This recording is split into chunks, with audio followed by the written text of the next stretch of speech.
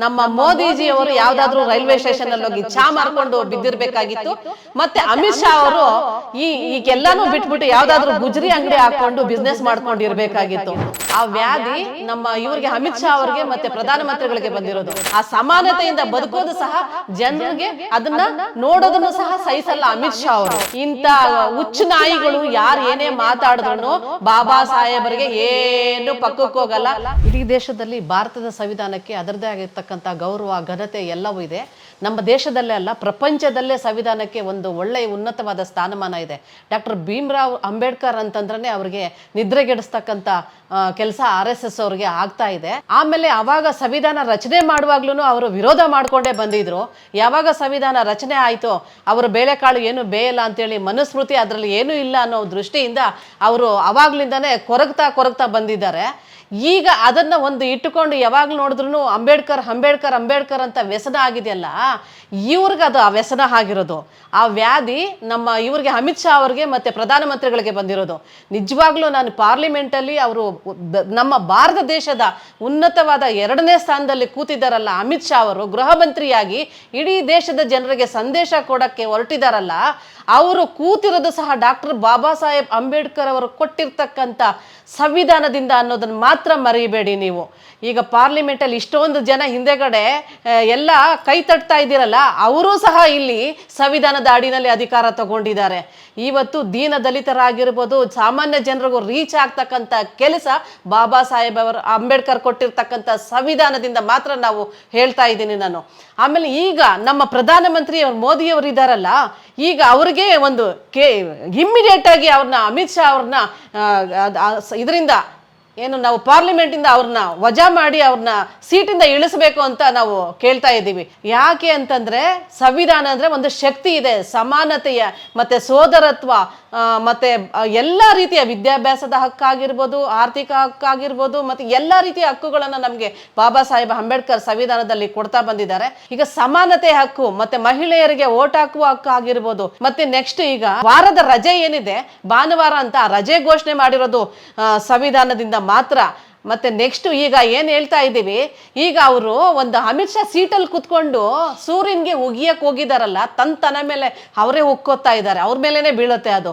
ಆ ಶಕ್ತಿ ಏನಿದೆ ಇಡೀ ದೇಶದ ಸುತ್ತ ಗುಡಿಸಲು ತನಕ ಆವರಿಸಿದೆ ಸಂವಿಧಾನ ಮತ್ತೆ ಅಂಬೇಡ್ಕರ್ ಅವರ ಹೆಸರು.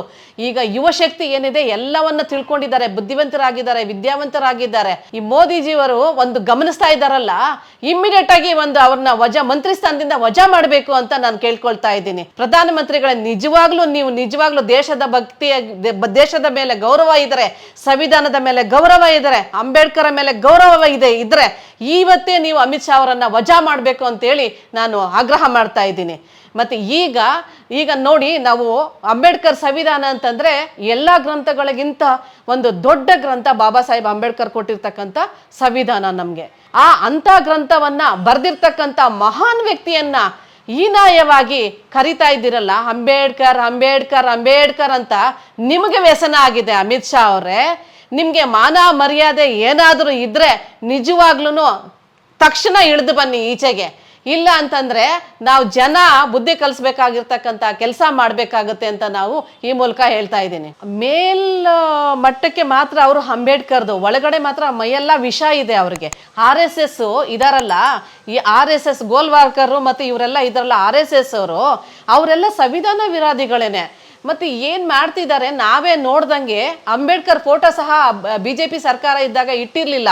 ಆವಾಗ ಜನ ಎಲ್ಲ ಗಲಾಟೆ ಮಾಡಿದಾಗ ಅಂಬೇಡ್ಕರ್ ಅವರ ಫೋಟೋ ಇಟ್ಟಿದ್ದು ನಾವು ನಮ್ ಗಮನದಲ್ಲಿ ನಾವು ನೋಡ್ತಾನೆ ಬಂದಿದ್ದೀವಿ. ಆಮೇಲೆ ಎಷ್ಟು ಸತಿ ಸಹಗಮನ ಪದ್ಧತಿ ಆಗಿರ್ಬೋದು, ಎಲ್ಲವೂ ಅಷ್ಟೇ. ನಮ್ಮ ಇವಾಗ RSS ಆಗಿರ್ಬೋದು, ಮನುಸ್ಮೃತಿನಲ್ಲಿ ಎಲ್ಲವೂ ಇದೆ. ಮಹಿಳೆ 4 ಗೋಡೆ ಮಧ್ಯೆಗೆ ಸೀಮಿತ ಆಗಿರ್ಬೇಕು ಅಂತ. ಇವತ್ತು ಏನಾದ್ರೂ ಮಹಿಳೆಯರು ಬಂದು, ನಮ್ಮಂತ ಹೆಣ್ಮಕ್ಳು, ಸಾಮಾನ್ಯ ಹೆಣ್ಮಕ್ಳು ಬಂದು ಆಚೆ ಕಡೆ ಬಂದು ವಿದ್ಯಾಭ್ಯಾಸ ಕಲ್ತು 4 ಜನರ ಮುಂದೆ ಸಮಾನತೆಯಿಂದ ಬದುಕ್ತಿದ್ದೀವಿ ಅಂತ ಹೇಳಿದ್ರೆ ಬಾಬಾ ಸಾಹೇಬ್ ಕೊಟ್ಟಿರ್ತಕ್ಕಂಥ ಅಂಬೇಡ್ಕರ್ ಸಂವಿಧಾನದಿಂದ ಮಾತ್ರ ಅಂತ ನಾವು ಹೇಳ್ತಾ ಇದ್ದೀವಿ. ಅದೇ ಮನುಸ್ಮೃತಿ ಆಗಿದ್ದಿದ್ರೆ ನಾವು 4 ಗೋಡೆ ಮಧ್ಯೆನೇ ಇರಬೇಕಾಗಿತ್ತು. ಇವತ್ತು ಹೆಣ್ಣು ಮಕ್ಕಳು, ನಿಜವಾಗ್ಲೂ ಹೇಳ್ತಾ ಇದ್ದೀನಿ, ಹೆಣ್ಣು ಮಕ್ಕಳು ಎಚ್ಚೆತ್ಕೊಂಡು ಇದನ್ನ ವಾಯ್ಸ್ ಮಾಡ್ಬೇಕಾಗತ್ತೆ. ಇವತ್ತು ಎಲ್ಲಾ ಫೀಲ್ಡ್ ಅಲ್ಲೂ ಹೆಣ್ಣು ಮಕ್ಕಳಿದ್ದಾರೆ. ಹೆಣ್ಣು ಮಕ್ಕಳಿಗೆ ಎಲ್ಲಾ ರೀತಿಯ ಹಕ್ಕುಗಳನ್ನ ಕೊಟ್ಟಿರ್ತಕ್ಕಂಥದ್ದು ಬಾಬಾ ಸಾಹೇಬ್ ಅಂಬೇಡ್ಕರ್ ಅವರು. ಅದನ್ನ ನಾನು ಘಂಟಾಘೋಷವಾಗಿ ನಾನು ಹೇಳ್ತಾ ಇದ್ದೀನಿ. ಮತ್ತೆ RSS ಅವರಿಗೆ ಸಂವಿಧಾನ ಅಂದ್ರೆ ಮೊದಲೇ ಆಗ್ತಿರ್ಲಿಲ್ಲ. ಮತ್ತೆ ಅದನ್ನ ಉದ್ದೇಶಪೂರ್ವಕವಾಗಿ ಅವರ ಪೂರ್ವಜರು ಮನುಸ್ಮೃತಿಯನ್ನು ಜಾರಿಗೆ ತರಬೇಕು ಅಂತ ಇದು ಮಾಡ್ಕೊಂಡಿದ್ರು. ಮತ್ತೆ ಅಂಬೇಡ್ಕರ್ ಸಂವಿಧಾನನ ಸುಡಬೇಕು ಅಂತೇಳಿ ಇದು ಮಾಡಿದ್ರಲ್ಲ, ಸುಟ್ಟಿದ್ರು ಒಂದ್ಸಾರಿ ಅನ್ಸುತ್ತೆ. ಅದು ಸುಟ್ಟರು ಸಹ ನಮ್ಮ ಮನಸ್ಸಲ್ಲಿ ಗಾಢವಾಗಿ ಅಂಬೇಡ್ಕರ್ ತತ್ವಗಳನ್ನ ಸಿದ್ಧಾಂತವಾಗಿ ಇಟ್ಕೊಂಡು ನಾವು ಬದುಕುಗಳನ್ನ ಕಟ್ಕೊಂಡು ಹೋಗ್ತಾ ಇದೀವಿ. ಈಗಿನ ಯುವ ಜನತೆಯರು ಸಹ ಬಹಳ ಬುದ್ಧಿವಂತರಿದ್ದಾರೆ.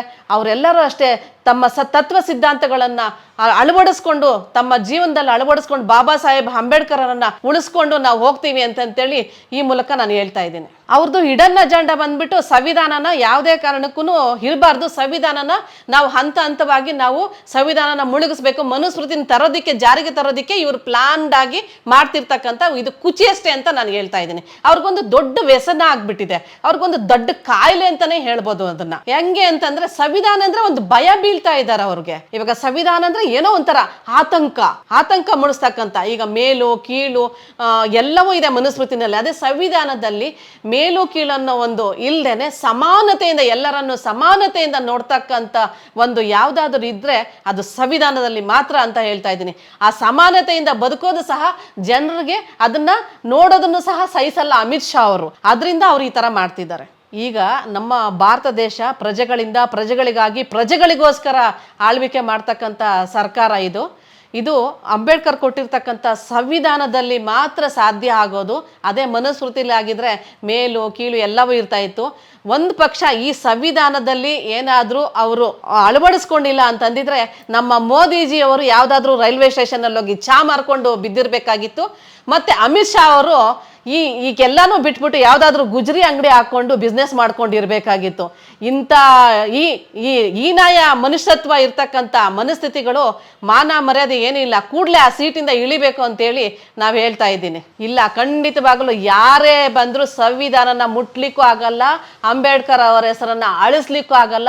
ಇದು ನಮ್ಮ ಭಾರತದ ಮಹತ್ತರವಾದ ಗ್ರಂಥ, ಮಹಾನ್ ವ್ಯಕ್ತಿ ಬಾಬಾ ಸಾಹೇಬ್ ಅಂಬೇಡ್ಕರ್ ಅವ್ರಿಗೆ ಏನೂ ಆಗಲ್ಲ. ಇಂಥ ಹುಚ್ಚು ನಾಯಿಗಳು ಯಾರು ಏನೇ ಮಾತಾಡಿದ್ರು ಬಾಬಾ ಸಾಹೇಬರಿಗೆ ಏನು ಪಕ್ಕಕ್ಕೆ ಹೋಗಲ್ಲ. ಆನೆ ಹೋಗ್ತಾ ಇದ್ರೆ ನಾಯಿಗಳು ಎಷ್ಟು ಬೊಗಳ್ತವೆ, ಅದಕ್ಕೆಲ್ಲ ತಲೆನೂ ಕೇಳಿಸ್ಕೊಳ್ಳಲ್ಲ. ಇಡೀ ಭಾರತದ ಜನತೆ ನಮ್ಮ ಭಾರತದ ಸಂವಿಧಾನವನ್ನ ಗೌರವಿಸುತ್ತೆ, ಅಂಬೇಡ್ಕರ್ ಅವರಿಗೆ ಪೂಜಿಸುತ್ತೆ. ಅವರ ವ್ಯಕ್ತಿತ್ವ, ಅವರ ಧ್ಯೇಯ ಆದೇಶಗಳನ್ನ ತಮ್ಮ ಜೀವನದಲ್ಲಿ ಅಳವಡಿಸ್ಕೊಂಡು ಜೀವನದಲ್ಲಿ ಮುಂದುವರಿತಾ ಮುಂದಿನ ಒಂದು ದೇಶವನ್ನ ಕಟ್ಟಲಿಕ್ಕೆ ತಯಾರಿ ಆಗ್ತಿದ್ದಾರೆ ನಮ್ಮ ಯುವ ಪಡೆ. ಜೈ ಭೀಮ್.